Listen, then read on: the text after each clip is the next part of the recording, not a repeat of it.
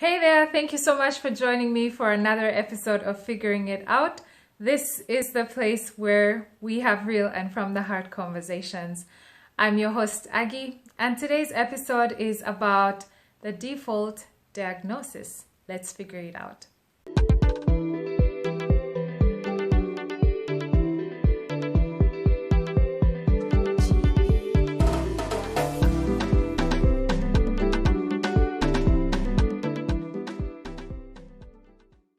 Welcome back. Please make sure to subscribe, like, and share.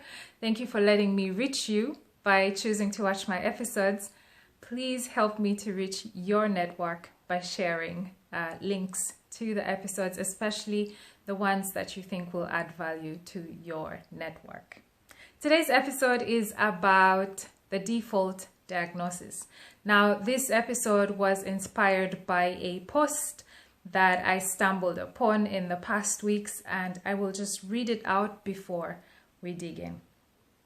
It says, life would be different if we talked more about dysfunctional family relationships, people doing their best and still not being what you need, in brackets, parents, partners, etc., close the bracket, generational patterns and how to break the cycle, and healthy coping mechanisms, worries that keep you up at night, the power of making healthy choices, grief as a process and something to get over quickly, and grief as a process, not something to get over quickly, how being a cycle breaker might impact your relationships with your family and friends, emotions and how to handle them, the whole story, not just the wins.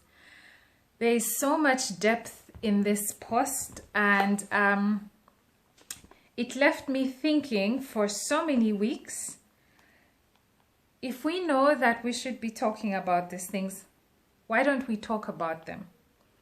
Why is it so scary to have real and from the heart conversations?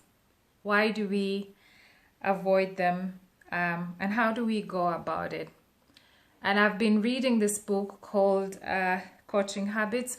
When you read on the Kindle, sometimes you lose track of what the title is, but let me see. It's called The Coaching Habit. Say less, ask more, and change the way you... I can't see the rest of the title, but never mind. It's called The Coaching Habits. I will make sure to put details about this book in the description so you can look it up. But as I was pondering this post that I just read for you, which is basically an invitation for us to have more meaningful conversations that will open the door for us to find healing. As I was pondering it and wondering, okay, we know we should have these conversations, but for some reason we don't have the conversations, and I'm wondering why. And I stumbled across a section in this book that I think it was an aha moment for me. And I will just read it for you word for word. It says, the section is called The Default Diagnosis. It says, there is no question or conversation about what the issue is. You are sure you know what it is, or they are sure they know what it is, or maybe you both think you know what it is.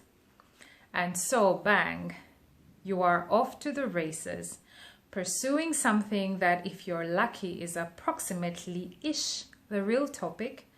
This response is comfortable and feels like progress because you are solving something. But you are in the wrong hole. Digging faster or smarter is not going to help.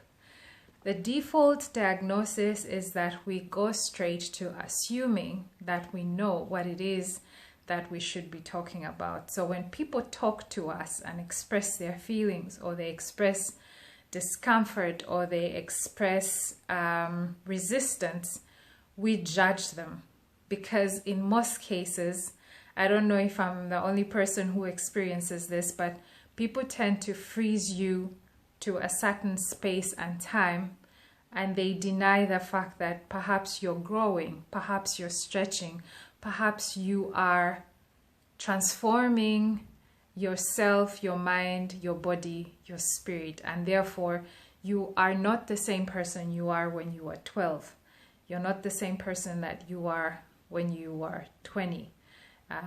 You are evolving. The experiences that you're making are adding to you, and at the same time they are subtracting from you. And so you're constantly in a state of metamorphosis, which means that it's extremely dangerous for someone to pass the default diagnosis, and which means that it is dangerous for someone to assume they know what you're going to say before you say it. Yeah, true, you might say the same exact thing that you said the last 10 years, but they won't know until they're willing to take that risk of sitting with you in that space where they, without judgment, give you the room to say what you need to say, to ask for what you need to ask, to cry for the help that you need, and based off of the present, give you the support that you need.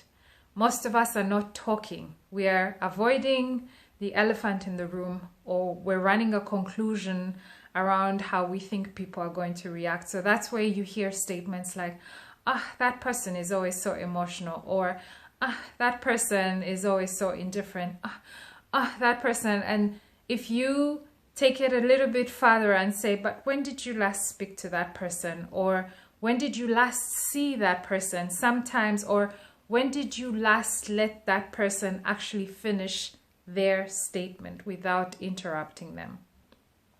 And when did you last directly express your concerns to that person? Are you talking about them, or are you talking to them?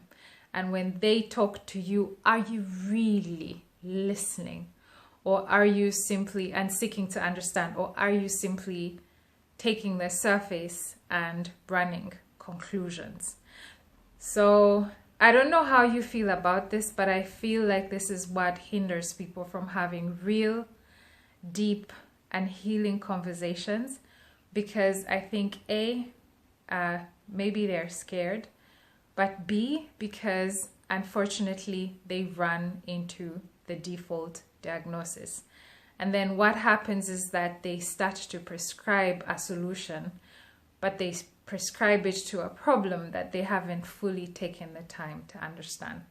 So this episode is really to invite you to challenge yourself to understand before you diagnose and before you prescribe solutions. And that means that you are going to have to challenge yourself to listen more, ask questions, listen to the responses, ask what else, so that you can understand a little bit deeper. And then perhaps you will have to start applying formulas such as, so what I hear you saying is ABC. And if the person that is sitting right across from you having this conversation with you says, yes, you're tracking correctly, what I am saying is ABC, then you're making progress, and then you can start to say, okay, now I think I have diagnosed the situation correctly. What you will find, however, is that most times it is not ABC. Most times it is EFG or XYZ. And the only way that you can find out if what the person is sharing with you is really what you are hearing, the only way you can do that is if you go away from running fast conclusions, go away from default diagnosing people, go away from, talking more and listening less, and start asking more questions, start really actively listening, and start accepting the responses that people are giving you as their truth, so that you can actually connect. I hope this makes sense to you, and I hope that as you take something away from this, if in summary, what you can take away from this is say less and ask more questions and observe yourself and Catch yourself when you're running into a quick conclusion and challenge yourself to ask questions, and then challenge yourself to believe people when they tell you what they are experiencing, when they tell you what they need. Like, don't try to be the person who knows it better than they themselves. And then also trust that people are continuously and constantly growing, changing, metamorphosing. So every time you see somebody, know that there's a gap between when you last saw them to when you're seeing them now. And in this gap, something changed. They read a book, maybe they read a status report, maybe they watched a movie, but paradigms are constantly changing. So don't judge anyone that you meet based on the conversation, the space, or the last time you saw them. Know that from the last time you saw them to where they are now, metamorphosis is always taking place. So listen, ask questions so that you're always up to date. It's almost like a phone or computer software update, right? That's how you also have to view people. Get an update, like get yourself updated. Lean in, ask questions, because people are constantly changing. Sometimes it's courses they're taking, or new people that they have met, or an episode, a YouTube episode like this one, that triggers a whole new way of thinking. You just really never know. And if you want to stay connected to people and you want to have deeper and more meaningful conversations, then understand that they are constantly growing, and that the default diagnosis that you have about them definitely cannot always apply. Hope this was helpful. Thank you so much for having joined me, and God bless you. Remember to share, like, and subscribe. Help me to reach your network, please, by sharing these episodes. God bless you. See you in the next one. Bye-bye.